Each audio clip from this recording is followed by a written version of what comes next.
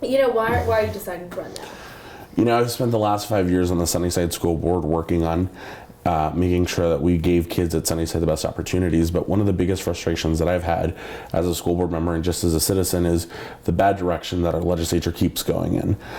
So I've been very fortunate to be endorsed by groups as diverse as American Federation of Teachers and the Arizona Chamber of Commerce, because I'm someone that's solutions oriented and brings people together to get things done. So I have a strong track record of doing that at Sunnyside, from building a new K-8 fine arts magnet school, getting a strategic plan done. I know how to bring people across the table together to get things done, and I want to bring that to the Capitol because I've had years of doing it as an outsider, and now I know I want to go in and do it as an insider, as a member of the legislature. That's amazing. So you were elected to Sunnyside Unified School District Governing Board. You served as president. Yeah. What do you really hope to get at improve education? Education is the number one issue that voters are talking about this election season, as it is almost every election. And it's really tricky because every elected official or candidate will tell you that they are pro-education. But what it really boils down to is, are we putting our money where our mouth is? And that's really the biggest problem that exists right now. Arizona is 48th when it comes to per pupil funding. We are at the very bottom, and if you include Puerto Rico and Guam, we're not even in the top 50. So when we're talking about being pro-education, it's not about just supporting kids and about supporting teachers. It's about making sure we're giving them the resources that they need to actually be able to succeed. And that doesn't just go to K-12. It means giving our universities and our community colleges the funding that they need. Right now, Pima Community College and Maricopa Community Colleges have been zeroed out in the last couple of budgets from the state legislature. So it's a resource that is severely underfunded when we look at it across the board, but particularly at the K-12 level, which is why we had Prop 123. So I want to run and hopefully get elected to be able to make sure we can work together with Governor Ducey and hold him accountable, because he said this is step number one. Passing Prop 123 is going to be a step in the right direction, and I want to make sure that we actually have other steps, because as we know, Prop 301, which is the funding that is the sales tax for teacher salaries, is going to expire in a couple of years, and if we don't start talking about it today and tomorrow, we are going to get to the last minute and try and come up with a bad solution like 123. Yeah, now there's been some schools, now that school's back in session, some overcrowding issues. Oh, yeah. What would you do to help with that? Do you have any plans? Right, so I think there's a couple different things that we can do. And as a school board member who's been at the forefront of having to make these tough choices, number one is funding the school facilities board for additional buildings. So the schools facilities board was set up to ensure that we can maintain and expand our schools here in Arizona. And yet, because of the cuts that we've had over the years, we're really not seeing that development of new buildings. What we're instead seeing is an ever-shrinking pot of money to maintain the buildings that we have. So I think building new schools where we need them, there's declining enrollment in some places and increasing enrollment in others. So if we can see through projections and through demographics that we're going to have increasing enrollment in a site or in a school, then we should be funding opportunities for the kids to not be 40-1 in a classroom. And I think that's one of the biggest problems, because when we really are looking at classrooms, we need to talk about, is it a good working environment for the teachers and the staff? And is it a good learning environment for our students? So if we have 45 kids or 40 kids to classroom, that's not really teaching, it's crowd control. And it's not giving our teachers the opportunity to have that one-on-one interaction with the students so they can be successful. So it's not just about space, but it's about making sure that our kids are successful. And if we don't have enough buildings, so ensuring that we get funding for school facilities board. And then the biggest problem is we keep having to go for bonds and overrides because we're not receiving the money from the state. And I think we really need to have some leadership at the state level and say, we're not going to just rely on voters at the local level to support schools. We need to do that at the state level. Yes, recently there was a law passed that you can have a firearm near schools. Yeah. Your thoughts on that? We live in Arizona, and the Second Amendment is obviously a very important thing for people all over the country, but particularly here in the Southwest because of where we are, the Wild West. But I think there are some reasonable restrictions as to where we can have them. One of the people that I'm running against voted for having guns in public buildings. And when we look at that, there's no need to have guns at story time at the library. And I think for me, it's a big problem because as I'm talking to voters, we see gun violence is a growing epidemic. Over 90 Americans are dying each and every single day because of gun violence. So when I'm knocking on doors, probably because of what happened with Gabby Giffords and the shooting, the number one question is, what are you going to do to make sure people don't have guns in places where A, they shouldn't have them, or B, stopping people who shouldn't have guns from having them? And that's, after education, the number one issue that people are talking to me about. So for me, I think it's really important that we advocate for common sense gun legislation. There's no reason we need guns in bars or guns on campuses, because we really need to make sure that we're fostering an environment where we're talking about how are we making sure that we have the safest streets, and having people who are armed everywhere is not the solution. We need to make sure that we're funding our police officers. The city of Tucson was just having a budget meeting yesterday where they were talking about how there are shortfalls for funding their police department. So we should be working with the state and the city to make sure that we're fully funding and giving the cities and towns resources that they need to be able to have enough police officers out there, so we can really talk about public safety and not having people take it into their own hands and do this vigilantism, which seems to be a popular thing for some folks. Yep, yeah. Especially in the news lately. So what would you say, like, your number one thing, or like, what are your goals you really hope to get out if you were elected? You know, I've been at the Capitol for many years, almost a decade, lobbying on different things that I care about, and I know that the biggest thing is I'm not going to be there to take credit, because as a Democrat in the legislature, I'm not Pollyanna. I don't think that I'm going to go in there and wave a magic wand and get everything that I want done. But I know that I can bring people together, and I think there's three big things that I really see a lot of room for growth for me to be able to work on as a Democrat. So first, education funding, and really making sure that we're reinvesting in targeted ways. So whether it's increasing funding for the JTED programs for career and technical education, looking at sentencing reform. We are spending so much money in our private prisons that we contract out, and there are Republicans and Democrats alike who are saying there's no reason we need low-level drug offenders to be jailed, and spending more for jailing these people than what we pay for students. And that's a big problem that we really need to address. And there's a lot of folks that are already, even before the election has happened, coming together and saying, when we are in office, this is one of the things that we're going to work on together. And then thirdly, infrastructure. You know, the district that I'm running for, LD2, goes from South Tucson all the way to Nogales. And there are parts of Nogales and South Tucson that look like Baghdad. The streets are, no joke, in terrible conditions. People are living in desperate situations with very limited resources. So what we need to do is make sure that we're investing in our roads, because if we want businesses to come, if we want organizations to come, the only way that they're going to come is if they're actually able to be here. So ensuring that we have safe bridges and roads. Commerce is one of the biggest industries, from Nogales with a port of entry, bringing in fresh produce. But if the axles are breaking on the trucks, if they're getting flat tires constantly, and they're spending more money on maintaining their fleets than they are on actually being able to transport the goods across the border, we're not going to keep seeing growth in that industry. So we need to make sure that we're having a strong and solid infrastructure. And that's something that's not partisan. There's not a Republican or a Democratic way to fix potholes.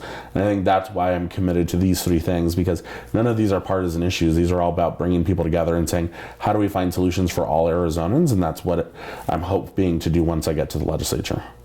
And what do you think about the U.S. and Mexico now working together at the border? You know, we may not be building a bridge like Donald Trump wants, but I think what we are saying is, building a wall like Donald Trump wants, but we are building bridges, and I think that's the thing that we need to be really moving towards. So I think cooperation between the U.S. and Mexico, and particularly Arizona and Mexico, is vital to our economic growth. When we look at where a lot of our, especially in southern Arizona, our money is coming from when we generate sales tax revenue, it's a lot of times people coming from Mexico to go buy goods at our malls or at our stores. That's why you're seeing growth in places like Spectrum, which are right off the I-19, where people literally come up for the day, go shopping, go to a movie, go have lunch, and then head back to Mexico. So we really need to foster that relationship, and we really need to make sure that there are beneficiaries all over. You know, Tucson, I think, has seen a lot of positive growth. But when you look at Nogales, that's literally on the border. You see so little lack of investment. So I think we need to bring people together, especially the municipal and the state government, and saying, how can we reinvest in these communities that are able to take advantage of some of these things like the cross-border trade, but have fallen behind, because there's no reason that kids growing up in Nogales shouldn't have the same opportunities as kids growing up in Phoenix or in Tucson, especially when the money is literally going straight through their backyards because people are coming from Nogales, Sonora. So I think we really need to look at how are we investing in our kids, and we do that through investing in schools and in our infrastructure for the future. And what's something about Tucson that you would like to see change? Ooh, things about Tucson that I'd like to see change. People driving in the rain a little bit better is a joke, but I think one of the big things that I'd love to see, and again, this goes back to things that we know, Pima County has about $1 billion worth of infrastructure that needs to be fixed. We have $700 million, according to what the city manager for the city of Tucson said, just in the city of Tucson. But there are parts of Pima County, especially some of the more outlying and rural parts that are in my district, that have no infrastructure development. There's places like Arivaca, where Ruby Road has been in disrepair for 10 plus years. And I think instead of us passing the blame on to somebody else and saying, well, we couldn't do it because we didn't get this or we didn't get this, we instead need to say, okay, how do we actually find solutions that are more long-term? Because one of the big things that I think has been a big problem over the last couple of years is finding Band-Aids when we really need to find long-term and sustainable solutions. So hopefully working with not just people who are in the legislature, but I think that's one of the things that I want to do is bring people together, as I've done in the past at the Sunnyside School District, and really finding solutions where we're all able to work together. Because one of the problems that I see in Tucson is we're siloed, and people say, I am here and this is the only thing I need to worry about, to the detriment of all of the community. Because if we're all in our silos and we're not working together, then we're never going to find ways to fix those big problems. So I hope that one of the things that we can change about Tucson is really getting people to work not just here and here, but all together to find solutions to common problems, because they're not just Tucson potholes, they're not just Pima County potholes, they're potholes that are ruining all of our tires in our cars, and I want to make sure that we're working together on that. And so from all the positions you've held so far, what have you learned from having these positions and you will take, if you were elected? The most difficult position I've ever had is being a school board member in Sunnyside. This is something that's been a passion, and sometimes made me get gray hairs at the age of 26, because we had a lot of problems. We had a superintendent who was taking the district in a direction that I didn't need to go into. We had school board members who were practicing nepotism and corruption because they wanted to do things for themselves and not for the kids. So I think surviving the first couple of years on the Sunnyside School Board, where I was in the minority and there was attacks being lobbed at me constantly just because I wanted accountability and transparency, I've survived the worst, especially because these are your neighbors and they see you at the grocery store. So the biggest lesson that I learned is patience, and really sometimes just taking a step back and saying, am I adding to the discourse, or am I adding to the discord? Because there's a big difference, because sometimes by me asking that question, instead of actually moving the issue forward, I'm instead throwing lighter fluid on an open flame. So am I practicing discourse or discord? And I think that's the thing that I've learned from Sunnyside. And when I was president, it was a lot easier because we were able to bring people together to the table, because we were focused on how do we find solutions. And it wasn't how do I make things look better for me? How do I get credit for this? It's we have the problems, we know what they are. Let's get everybody around the table. And even if I'm the president and you're just a board member, how do we all work together to solve these problems? And I think that's the biggest thing that I've learned, to be able to work together and to figure out how do we move forward instead of just sitting there and throwing bombs at each other. Yeah, and how do you feel about the job situation in Tucson? There's a lot of work to be done, and I think that's why I've been such a big proponent of career and technical education. As someone who graduated from career and technical education programs when I was in Sunnyside, I know that not every student is ready to go to community college or university right after high school. There are some folks who need a couple years or never want to go, but just because you didn't go to a university doesn't mean you shouldn't have the opportunity to be successful economically. And I think career and technical education programs are really a gateway to success for our students. So we really need to invest in those programs because we're seeing businesses coming all the time that are becoming highly specialized. One of the things that I'd love to see in the future is us having more coding, because one of the things that we're seeing a lot is businesses that need, in those high-tech industries, coders, but you don't necessarily need a 4-year degree to be able to do this advanced coding, because it's all about computer languages. And if we can start teaching our kids in high school or even in middle school how to do these things, then they can go off to a career and make $50,000 or $60,000 right out of high school and work on this. And then if they want to go to a university, they can go into a university or to a community college. But we shouldn't limit our options for our students and for our kids just because we have that traditional mindset of you go here, and you go here. We need to give them opportunities, and I think by doing that, we'll create hopefully more jobs. We're seeing things like the home goods warehouse, which is coming over to Sunnyside in a next couple of weeks, which is going to have, I think, 400 new jobs or more, and I think that's really exciting. But again, it's about how do we find those partnerships and how do we expand career and technical education opportunities. I know, I read something where there's a couple schools, no, there's 2 schools that were doing coding.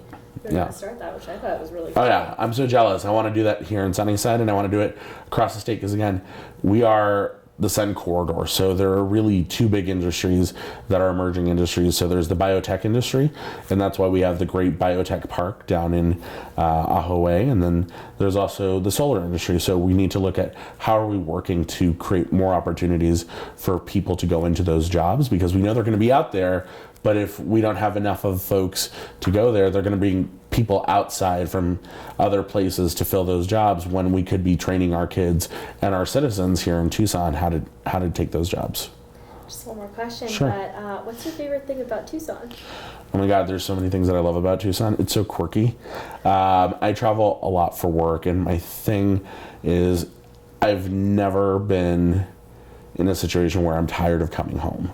I'm always so excited when the plane is landing and I look down and I see the mountains.